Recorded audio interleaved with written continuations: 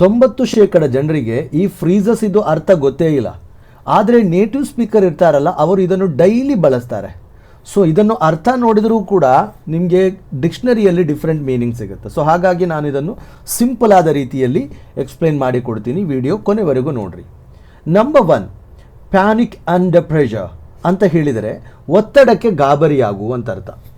So pressure ಅಂಡರಲ್ಲಿ ಗಾಬರಿ ಆಗೋದಕ್ಕೆ ನಾವು ಪ್ಯಾನಿಕ್ ಅಂಡರ್ ಪ್ರೆಷರ್ ಅಂತ ಹೇಳ್ತೀವಿ. ಎಕ್ಸಾಂಪಲ್ ನೋಡ್ರಿ, ಹಿ ಪ್ಯಾನಿಕ್ಸ್ ಅಂಡರ್ ಪ್ರೆಷರ್ ಡ್ಯೂರಿಂಗ್ ಎಕ್ಸಾಮ್. ಅಂದರೆ ಇಲ್ಲಿ ಡ್ಯೂರಿಂಗ್ ಎಕ್ಸಾಮ್ ಅಂತ ಬೇಕಾದರೆ ಬರೆಯುವುದು.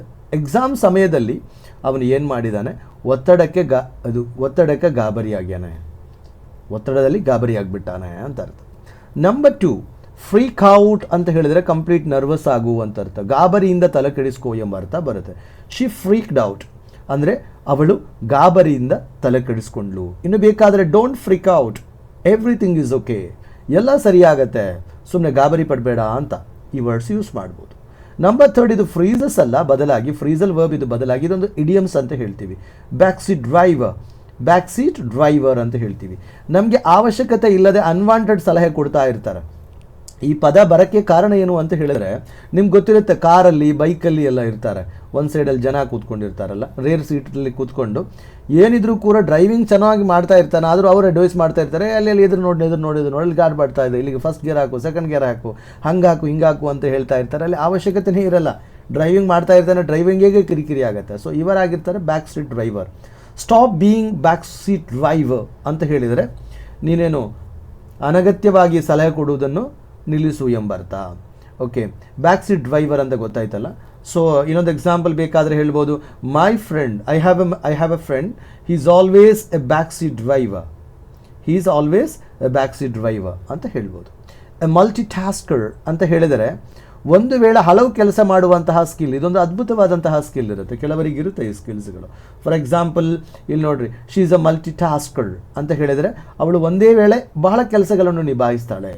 For example, my mother is a great multitasker ಅಂತ ಹೇಳ್ಬೋದು. 50-50 ಅಂತ ಹೇಳಿದ್ರೆ ಏನು, ಅರ್ಧ ಶೇರ್ ಮಾಡೋಣವಾ ಅಂತ ಹೇಳ್ಬೋದು. For example, V share the bill 50-50 ಅಂದರೆ ಅರ್ಧ ನಾವು ಬಿಲ್ ಶೇರ್ ಮಾಡಿದ್ದೀವಿ. ಲೆಟ್ಸ್ ಸ್ಪ್ಲಿಟ್ ಇಟ್ 50-50, ಇದನ್ನು ಹಂಚುವುದೆಂಗೆ, ಸ್ಪ್ಲಿಟ್ ಮಾಡೋಣವಾ, 50-50 ಹಂಚಿಬಿಡೋಣವಾ ಅಂತ ಅರ್ಥ. ಸ್ಪ್ಲರ್ಜ್ ಆನ್ ಅಂತ ಹೇಳಿದರೆ ಧಾರಾಳವಾಗಿ ಹಣ ಖರ್ಚು ಮಾಡೋದು, ಅವಶ್ಯಕತೆನೇ ಇಲ್ಲದ ಸುಮ್ಮನೆ ಹಣ ಖರ್ಚು ಮಾಡೋದು. For example, I splurge on shoes, ನಾನು ಶೂಸ್ ಮೇಲೆ ಏನು ಮಾಡ್ತೀನಿ, ನಾನು ಶೂಸ್ಗೆ ಧಾರಾಳವಾಗಿ ಹಣ ಖರ್ಚು ಮಾಡ್ತೀನಿ ಅವಶ್ಯಕತೆ ಇಲ್ಲದೆ. ಫಾರ್ ಎಕ್ಸಾಂಪಲ್, ಫ್ರೆಂಡ್ಸಲ್ಲೂ ಕೂಡ, ನಿಮ್ಮಲ್ಲಿ ಫ್ರೆಂಡ್ಸಲ್ಲಿ ಕೂಡ ಇರ್ಬೋದು, ಕೆಲವರು ಏನು ಮಾಡ್ತಾರೆ ಅಂತ ಹೇಳಿದ್ರೆ smartphone. For example, my friend splurge on new smartphone, ಹೊಸ ಸ್ಮಾರ್ಟ್ಫೋನಿಗೆ ಬೇಕಾದಷ್ಟು ಹಣ ಹಾಕ್ತಾನವ ಸುಮ್ಮನೆ. The next one, rise to the occasion ಅಂತ ಹೇಳಿದರೆ ಸಮಯ ಬಂದಾಗ ಮುಂದೆ ಬರು. ನೀನು ಟೆನ್ಷನ್ ತೊಗೋಬೇಡ, ಸಮಯ ಬಂದಾಗ ನಾನು ಮುಂದೆ ಬಂದು ಪ್ರಾಬ್ಲಮ್ ಸಾಲ್ವ್ ಮಾಡ್ತೀನಿ, don't worry, rise to the occasion, I'll rise to the occasion and I'll solve the problem ಅಂತ ಹೇಳ್ತೀವಲ್ಲ. ಇಲ್ಲಿ ನೋಡ್ರಿ, he rose to the occasion, ಅವನು ಸಮಯ ಬಂದಾಗ ಹೊರಗೆ ಬಂದ. For example, she rose to the occasion and solved the problem ಅಂತ ಹೇಳಿದರೆ ಅವಳು rose to the occasion and solved the problem ಅಂತ ಹೇಳಿದರೆ ಅವಳು ಸಮಯ ಬಂದಾಗೆ ಹೊರಗೆ ಬಂದು ಪ್ರಾಬ್ಲಮ್ ಸಾಲ್ವ್ ಮಾಡಿದಳು.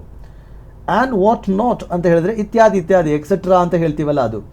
V bought books and pencil, pen, what not ಅಂದರೆ ಬುಕ್ಸು, ಪೆನ್ನು, ಪೆನ್ಸಿಲು, ಅದೇ ರೀತಿ ಇತ್ಯಾದಿಗಳನ್ನು ನಾವು ಖರೀದಿ ಮಾಡಿದ್ವಿ ಅಂತ ಅರ್ಥ.